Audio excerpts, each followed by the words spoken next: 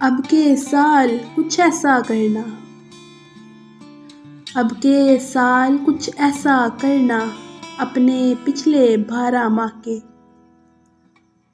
दुख सुख का अंदाजा करना, बसरी यादें ताज़ा करना, सादा सा एक कागज़ लेकर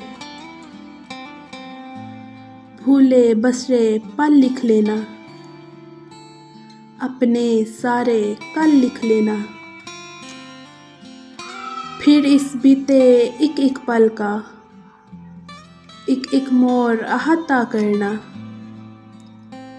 सारे दोस्त इकट्ठा करना,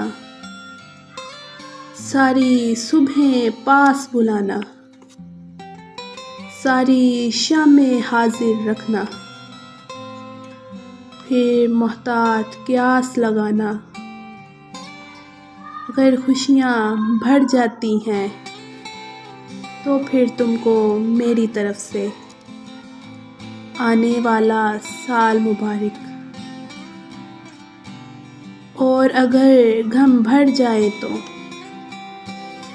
मत बेकार तकल्लुफ़ करना,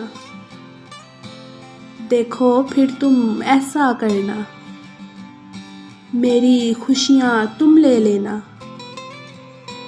मुझको अपने गम दे देना।